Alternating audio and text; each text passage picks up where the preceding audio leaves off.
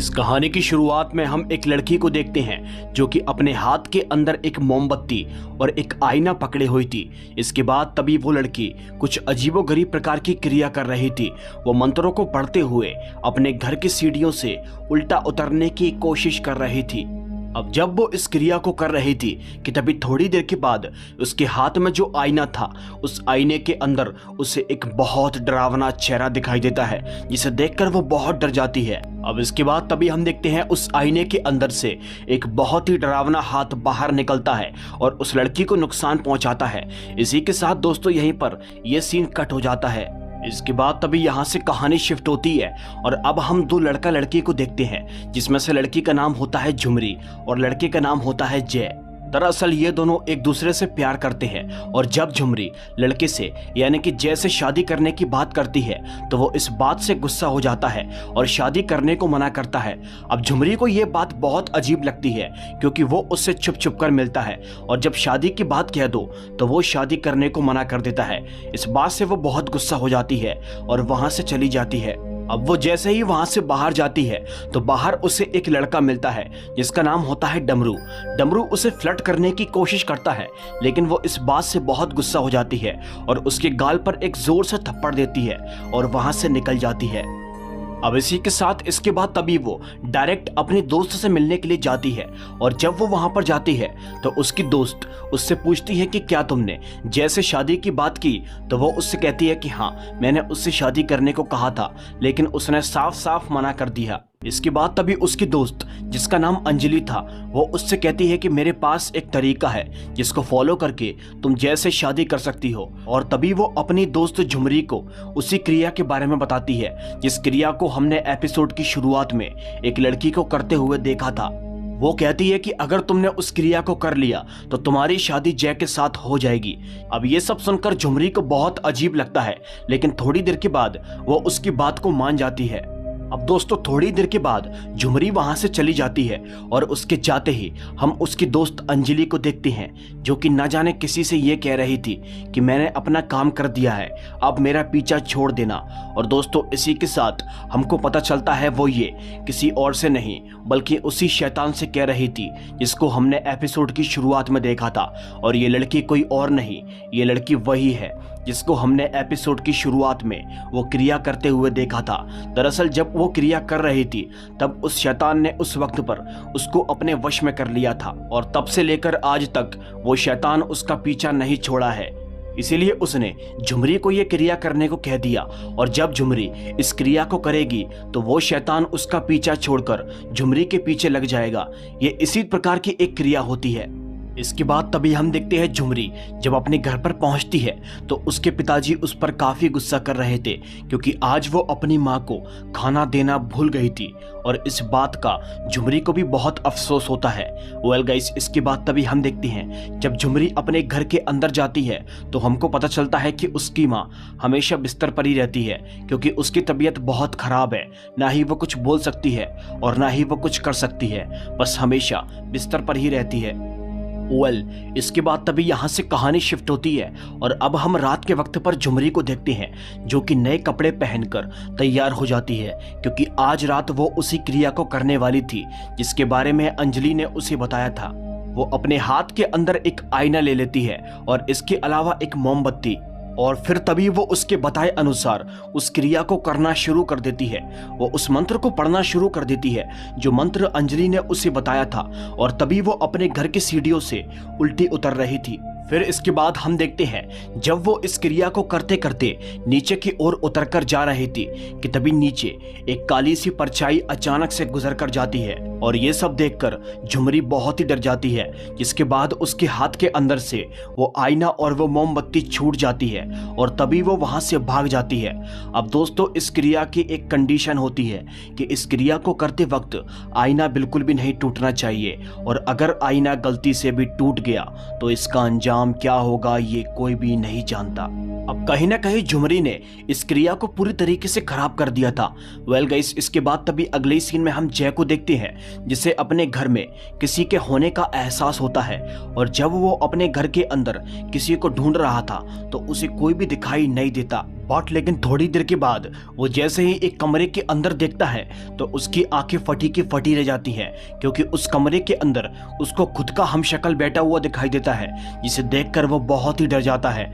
थोड़ी देर के बाद पीछे से वो शैतान इसके ऊपर हाथ रखता है और वो जैसे ही पीछे मुड़कर देखता है तो वो ये समझ जाता है कि इस घर के अंदर कोई और नहीं बल्कि वही शैतान है।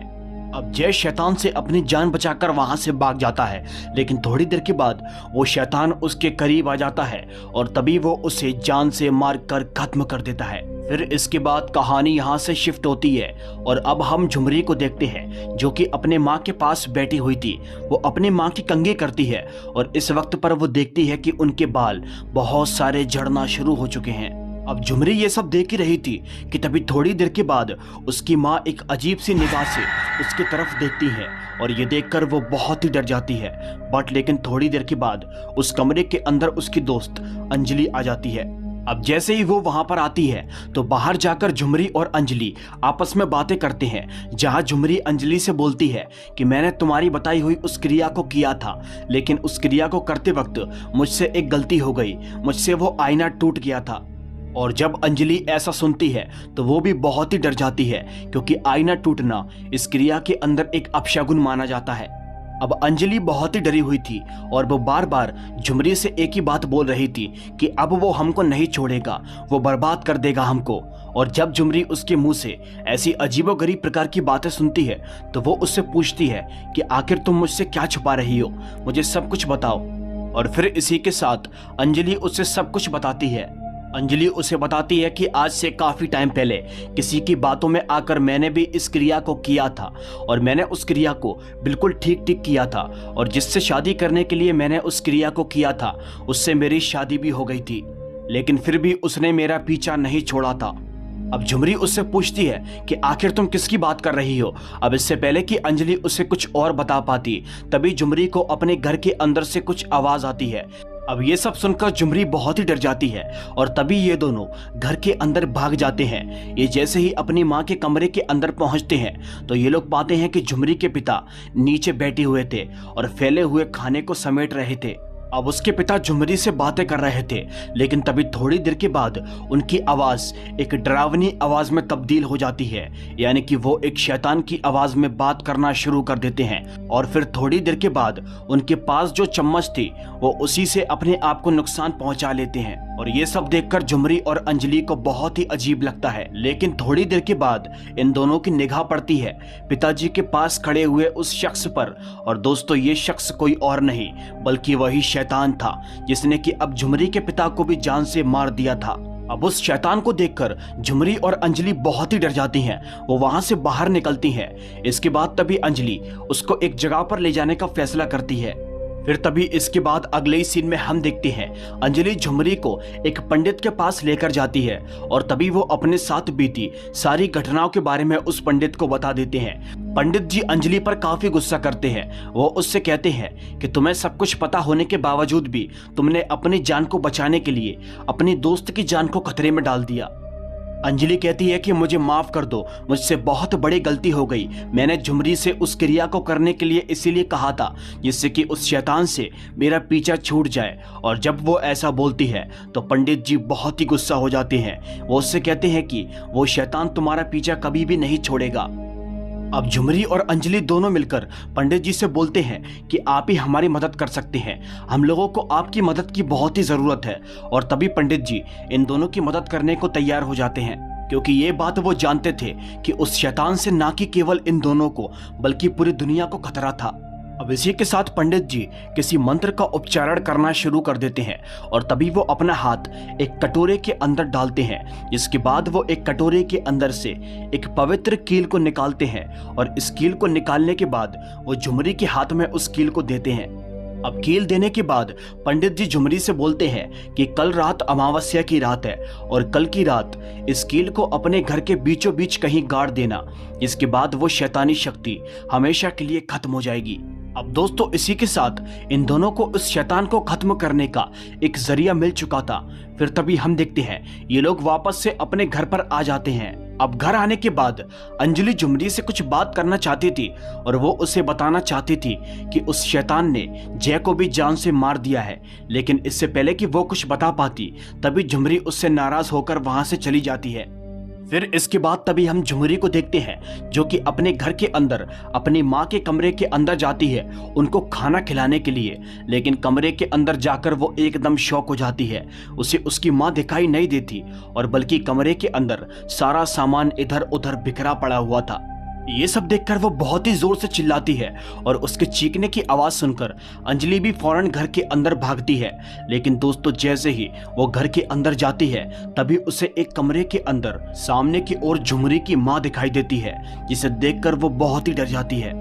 अब इसी के साथ वो माँ को देखने के लिए धीरे धीरे उस कमरे के अंदर चली जाती है।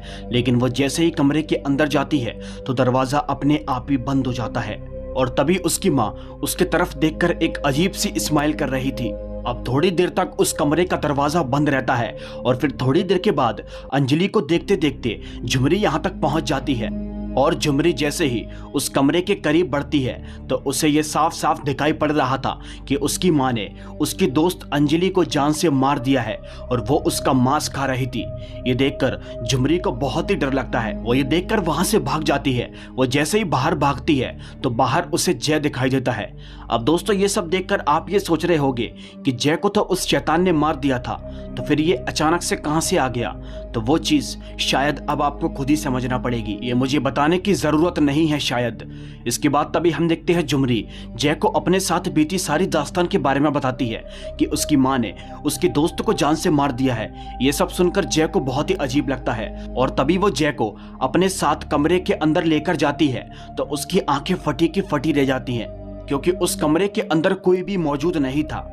और फिर तभी थोड़ी देर के बाद जय उसे अपने साथ माँ के कमरे के अंदर लेकर जाता है और ये लोग जैसे ही माँ के कमरे के अंदर पहुंचते हैं तो यहाँ पर झुमरी देखती है कि उसकी माँ आराम से बेड पर लेटी हुई है और वो बिल्कुल भी कुछ भी बोल या कुछ कर नहीं सकती। अब जय उसे विश्वास दिलाता है और उससे कहता है कि ये सब तुम्हारा सिर्फ एक वहम होगा। अब इसी के साथ थोड़ी देर के बाद हम देखते हैं जय उसे उसके कमरे के अंदर ले जाकर लिटाल देता है। अब इसी के साथ उसे पता भी नहीं चलता और कब उसकी आंख लग जाती है। और दोस्तों जब उसकी आंख खुलती है तो बाहर रात हो जाती है। जैसे ही उसकी आंख खुलती है तो वो काफी हैरान हो जाती है क्योंकि उसके पास जय नहीं बल्कि डमरू खड़ा हुआ था, जैसे कि हमने शुरुआत में देखा था। अब वो डमरू को देखकर बहुत ही डर जाती है। इसी के साथ वो डमरू से पूछती है कि यहाँ पर जय था, वो कहाँ चला गया है। लेकिन जय उससे बोलता है कि यहाँ पर डमरू नहीं बल्कि मैं ही था। और इस बात से वो बहुत ही डर जाती है और इस बात पर वो बिल्कुल भी विश्वास नहीं करती। और तभी वो घर के अंदर जय को ढूंढने की कोशिश करती है लेकिन वो उसे कहीं भी दिखाई नहीं देता। और तभी थोड़ी देर के बाद डमरू उससे कहता है कि जय यहाँ पर नहीं है, उसकी तो मौत हो चुकी है। और जब वो ऐसा सुनती है तो वो डमरू के गाल पर एक जोर से थप्पड़ देती है। वो कहती है कि जय अभी यहीं था और मेरे साथ में था। और इसी के साथ वो उससे ये भी कहती है कि अंदर माँ ने अंजलि को जान से मार दिया था। और जब डमरू ऐसी बातें सुनता है तो ये बातें उसको बहुत अजीब लगती है। वो फौरन ही माँ के कमरे के अंदर जाता है और कहता है कि माँ यहीं पर है। लेकिन जैसे ही कमरे के अंदर जाता है तो उसकी आत्मा कांप जाती है क्योंकि कमरे के अंदर अपने बेड पर उसे माँ दिखाई नहीं देती। बट लेकिन थोड़ी देर के बाद माँ उसके पास चलते चलते पहुंच जाती है। अब अपनी माँ को पैरों के ऊपर चलता हुआ देख झुमरी बहुत ही डर जाती है और वो वहां से भाग जाती है।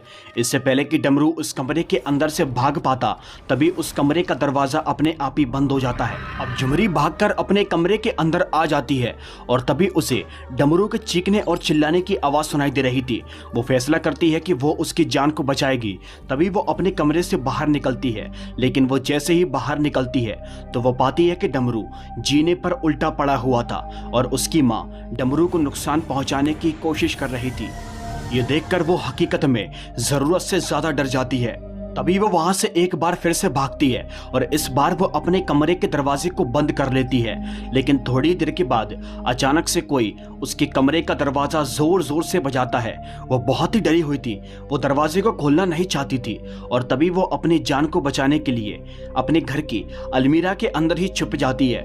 थोड़ी देर के बाद उसके कमरे के दरवाजे को खोलकर कोई उसके कमरे के अंदर प्रवेश करता है और वो जैसे ही उसके कमरे के अंदर प्रवेश करता है तो सबसे पहले वो जाकर अलमीरा के दरवाजे को खोल देता है। और जैसे ही अलमीरा का दरवाजा खुलता है तो दोस्तों हमको पता चलता है कि ये कोई और नहीं बल्कि जय था। अब झुमरी जैसे ही जय को देखती है तो उसे थोड़ा सा सुकून मिलता है और तभी वो उसे बताने की कोशिश करती है कि आखिर यहाँ पर बहुत कुछ अजीबोगरीब प्रकार की घटनाएं हो रही हैं। लेकिन जय उसकी बात को सुनने को तैयार ही नहीं था। वो उससे कहता है कि सब कुछ ठीक हो जाएगा और तभी इसी के साथ वो उसे अपने साथ कमरे से बाहर लेकर जाता है। लेकिन दोस्तों जैसे ही ये लोग कमरे के बाहर जाते हैं तो वहां पर एक आईना लगा हुआ था और तभी इसी बीच झुमरी की नजर उस आईने पर पड़ती है और जैसे ही वो उस आईने की तरफ देखती है तो उसे यहाँ पर जय का असली रूप दिखाई पड़ जाता है। यानी कि दोस्तों वो कोई जय था ही नहीं बल्कि ये वही शैतान है जो कि झुमरी को अपनी बातों में फंसाकर यहाँ तक लेकर आ चुका था। अरे अभी तक वो शैतान केवल झुमरी के साथ एक छलावा कर रहा था क्योंकि जय को तो उसने शुरुआत में ही मार दिया था, जिसे कि आप देख ही चुके थे। अब उस शैतान को देखकर झुमरी बहुत ही डर जाती है। वो वहां से भागने की कोशिश करती है लेकिन तभी अचानक से डमरू वहां पर आ जाता है और डमरू आकर झुमरी से बोलता है कि मैंने तुमसे कहा था जय तो मर चुका है, ये वही शैतान है। और अब अपनी आंखों के सामने सब कुछ देखकर झुमरी को सब कुछ मालूम पड़ चुका था। इसी के साथ झुमरी डमरू को वो कील देती है और उससे कहती है कि ठीक रात के 12 बजे तुम्हें इस कील को घर के बीचों बीच गाड़ना होगा जिससे कि ये शैतान हमेशा के लिए खत्म हो जाएगा। अब 12 बजने में केवल कुछ ही सेकंड्स बाकी थे। इसके बाद तभी डमरू उस कील को गाड़ने के लिए जैसे ही आगे बढ़ता है तभी वो शैतान अपनी शक्तियों के बदौलत उसे वहीं पर रोक देता है और उसे वहां से दूर फेंक देता है। अब उसे नुकसान पहुंचाने के बाद वो शैतान धीरे धीरे करके झुमरी के करीब बढ़ता है और उसका गला जोर से दबा देता है इससे पहले कि वो शैतान झुमरी को जान से मारकर खत्म करता। तभी अपनी हिम्मत को दिखाते हुए पीछे से डमरू उठ जाता है और वो उठकर फौरन ही उस कील को घर के बीचों बीच गाड़ देता है। और वो जैसे ही उस कील को घर के बीचों बीच गाड़ता है तो इसी के साथ दोस्तों वो शैतान खत्म होने लगता है और तभी वो शैतान वहां से गायब हो जाता है। और जब वो शैतान वहां से जाता है तो इसी के साथ इन दोनों की जान बच जाती है। और बस इसी के साथ ये कहानी यहीं पर खत्म होती है। दोस्तों उम्मीद करता हूं कि आपको ये कहानी पसंद आई होगी। अगर वीडियो अच्छी लगी हो तो लाइक करके हमारे चैनल को सब्सक्राइब कर देना। तो चलिए अब हम मिलते हैं आपसे फिर किसी एक नई कहानी में। तब तक के लिए बाय।